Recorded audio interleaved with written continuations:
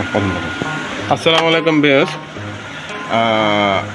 Mahin electronic থেকে বলতেছি। আমার চ্যানেলের নাম হলো মাহিন ইলেকট্রনিক। এটার নাম হলো স্যামসাং ফ্রিজ। এই ফ্রিজটা বরফ হচ্ছে না, কিন্তু গ্যাস ঠিক আছে, কিন্তু এক্সাম্পল বরফ হচ্ছে না। কেন হচ্ছে না আপনারা দেখেন, দেখলে বুঝতে পারবেন। এটা হইলো চেম্বার। যদি এখানে যদি এরকম বরফ জমে, ঠিক আছে, তাহলে বরফ হবে না। কেন হবে না আমি দেখাচ্ছি আপনাদের।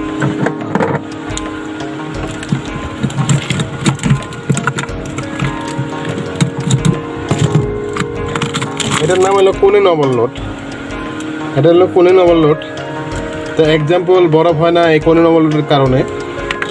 এই ফিউজ আছে, ফিউজের কারণে হয় না। অতি ফার্স্টে যারা নতুন আমার সিলিন্ডার দেখতেছেন তারা মনোযোগ দিয়ে দেখেন, এটা ফিউজ। এই ফিউজে কেটে গেলেও বরফ হয় না। আপনার এই কুলিং ওভারলোড যদি এরকম যদি যারা পরিমাণ যদি পানি যায়, মানে হালকা পাতলা যদি পানি যায়, তাও এটা কেটে গেছে। কেটে যাওয়ার কারণে অনেক সময় বরফ হয় না, এই দুইটা কারণে। আবার এর নিচে এটা হলো হিটারের লাইন।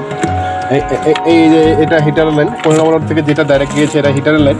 এখানে একমাত্র কারেন্টে দেখবেন যদি হিট গরম হয় তাহলে হিটার ঠিক আছে, কিন্তু একজ্যাক্টলি আপনার এইটা কুলিং ওভারলোড প্লাস এই আপনার ফিউজ, এই দুইটা 100% এই দুটা গেলেই আপনার বরফ হয় না। ঠিক আছে, দেখছেন চেম্বারে বরফ হয়ে গিয়েছে, কিন্তু চেম্বারে বরফ হয়েছে কিন্তু কুলিং হয় নাই। তো এটা হলো নন পোস্ট, আপনাদের দেখাচ্ছি।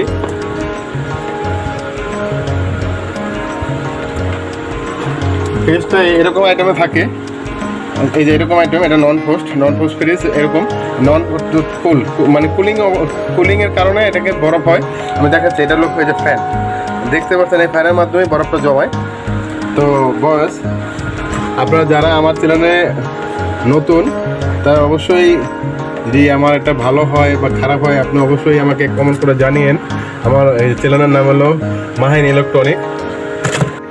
এই গরম পানি দেওয়া হয়েছে, গরম পানি দিয়ে এখানে গরম পানি দিয়ে বরফটা গালিয়ে তারপরে আমার এই পাঁচটা যেহেতু বরফ এখানে ভরে গিয়েছে চেম্বারে, হ্যাঁ, যেহেতু বরফ ছিল এখানে, তো সেই ক্ষেত্রে আপনার এই পাঁচটা প্রবলেম হতে পারে।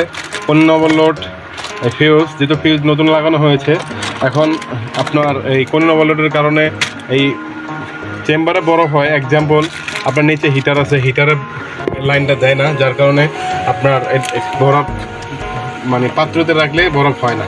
তো আপনারা যারা নতুন কাজ শিখতেছেন বা বাসায় থেকে কাজ শেখার ইচ্ছা, তা আমার চ্যানেল নাম হলো আপনার মাহিন ইলেকট্রনিক। এটা নন পোস্ট ফ্রিজ স্যামসাং।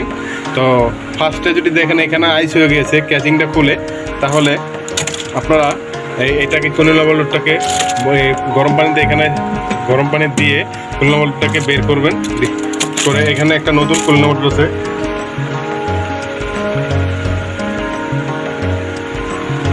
এই যে কুলিং ওভারলোড এনেছি, সেম অথবা কালার ভিন্ন, কিন্তু একই কাজ করে। তো এটা লাগিয়ে দিব, লাগিয়ে দিলে ইনশাল্লাহ আমার ফ্রিজ এখানে আর আইস বেশি একটা জমবে না, কিন্তু ফ্রিজ যেটা রাখবে ওটাই ইনশাল্লাহ বরফ হবে। আসসালামু আলাইকুম।